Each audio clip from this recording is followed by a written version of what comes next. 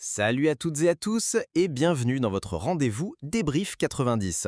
Aujourd'hui, on plonge au cœur d'un match complètement fou en Liga. Ah oui, Ouais, vraiment un de ces matchs, vous savez, dont on parlera encore longtemps.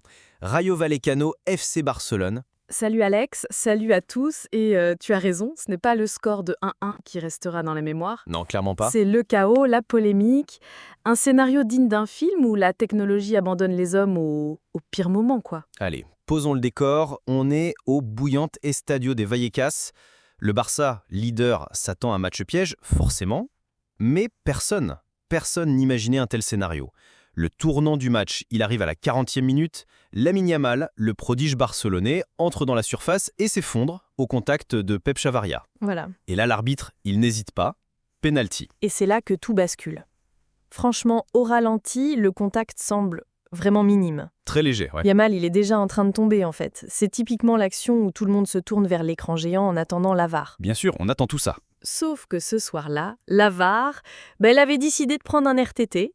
C'est exactement ça. On apprend quelques instants plus tard dans la confusion la plus totale que le système est en panne.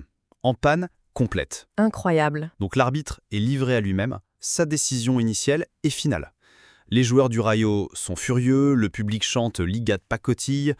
C'est une scène surréaliste. C'est un scandale pour le Rayo, mais c'est surtout et avant tout une humiliation pour la Liga. Ah oui, là, On parle d'un des plus grands championnats du monde et l'assistance vidéo qui est censée garantir l'équité tombe en rade sur une phase capitale. Ça pose de vraies questions. Allez, toi, Alex, avec ton œil d'arbitre du dimanche, tu aurais sifflé quoi? sans la pression de 20 000 personnes, c'est plus facile. Mais honnêtement, le contact est beaucoup trop léger. D'accord. Je pense que la sagesse, c'était de laisser le jeu se poursuivre. L'erreur est humaine, mais l'absence de ce filet de sécurité technologique, C'est ça. c'est ça qui est impardonnable à ce niveau. Bon, Yamal, lui, il se pose pas de questions, il transforme le penalty, 1-0 pour le Barça. Un but qui masque une performance très inquiétante du Barça quand même. Très inquiétante, ouais. Ils ont été dépassés dans l'engagement, dans les idées. Le Rayo a joué avec un cœur énorme.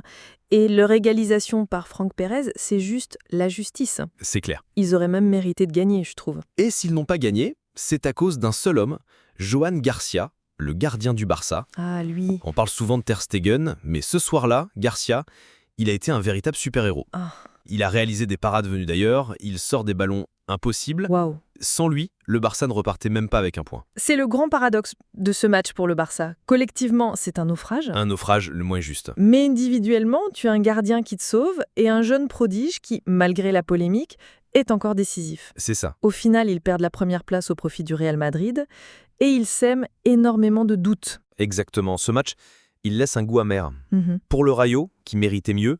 Pour le Barça, dont la performance est alarmante. Et surtout, pour l'image du championnat espagnol. Alors, on vous laisse avec une question pour lancer le débat. Selon vous, qui est le plus grand perdant de cette soirée? Le Rayo Vallecano, volé d'une victoire de prestige? Le FC Barcelone, qui montre un visage inquiétant malgré le point pris? Ou la Liga elle-même, ridiculisée par cette panne technologique? On attend vos avis en commentaire. C'était Débrief 90. À très bientôt pour un nouveau débrief.